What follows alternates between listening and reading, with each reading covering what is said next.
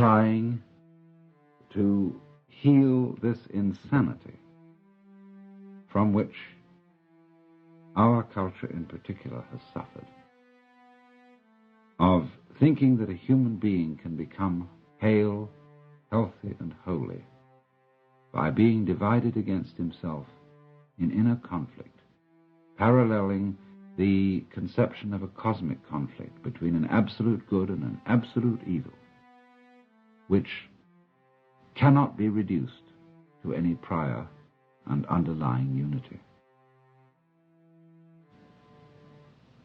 In other words, our rage, and our very proper rage, against evil things which occur in this world,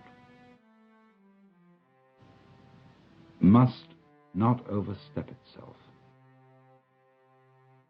For if we require as a justification for our rage a fundamental and metaphysical division between good and evil, we have an insane and, in a certain sense, schizophrenic universe, of which no sense whatsoever can be made. All conflict, Jung was saying, all opposition, has its resolution in an underlying unity. You cannot understand the meaning of to be unless you understand the meaning of not to be. You cannot understand the meaning of good unless you understand the meaning of evil. Even St. Thomas Aquinas saw this, where he said that just as it is the silent pause which gives sweetness to the chant, so it is suffering, and so it is evil, which makes possible the recognition of virtue. This is not, as Jung tries to explain, a philosophy of condoning the evil.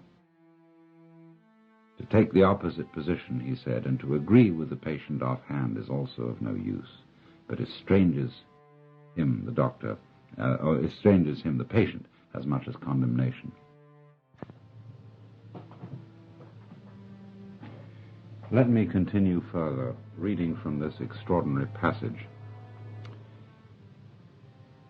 Healing may be called, Jung says, a religious problem.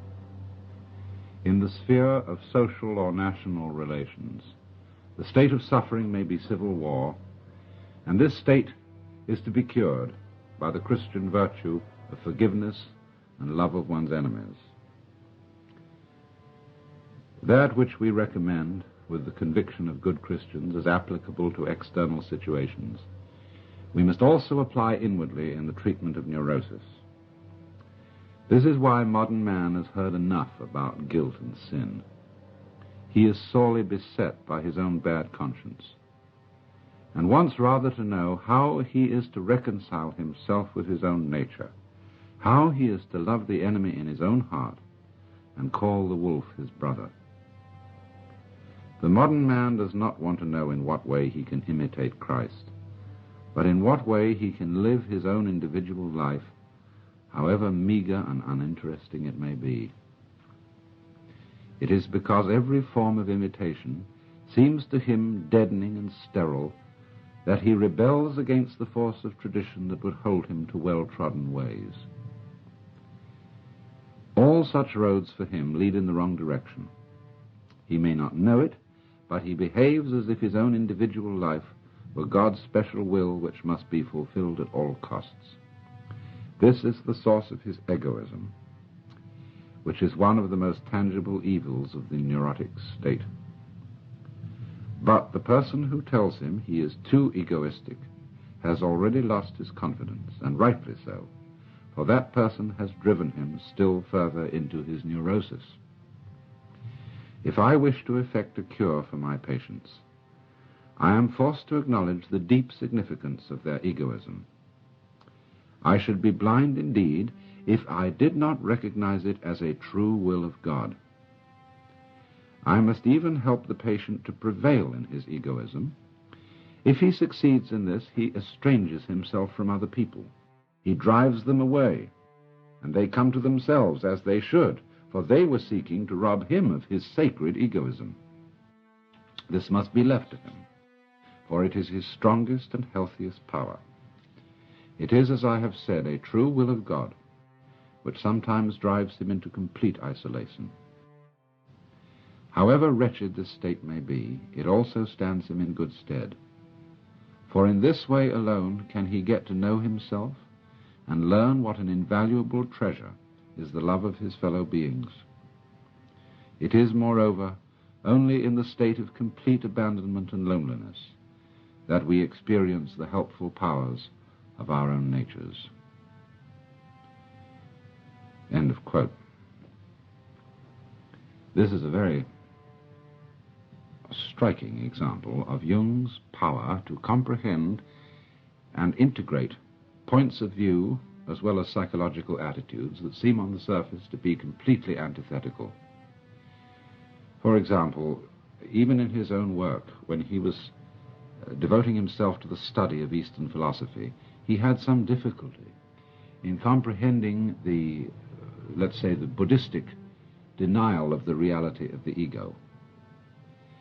But you can see that in practice, in what he was actually trying to get at, he was moving towards the same position that is intended in both the Hindu and the Buddhist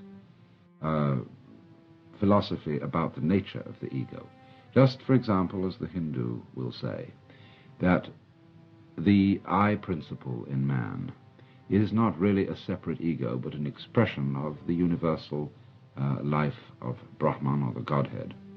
So Jung is saying here that the development of the ego in man is a true will of God, and that it is only by following the ego that one, and developing it to its full extent, that one fulfills the function which this, you might say, temporary illusion has in man's psychic life. For he goes on and says here, when one has several times seen this development at work, one can no longer deny that what was evil has turned to good, and that what seemed good has kept alive the forces of evil. The archdemon of egoism leads us along the royal road to that ingathering which religious experience demands. What we observe here is a fundamental law of life, enantiodromia, or conversion into the opposite.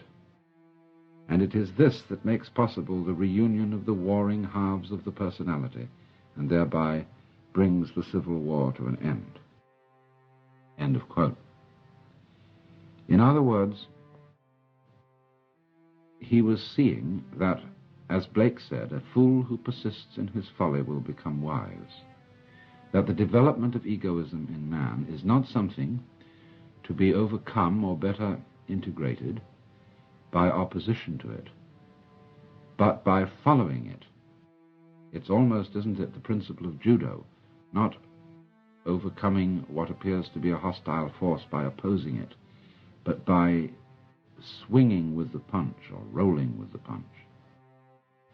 And so by following the ego transcends itself. And in this moment of insight, the great Westerner, who comes out of a whole tradition of human personality which centers it upon the ego, upon individual separateness, by going along consistently with this principle, comes to the same position as the Easterner.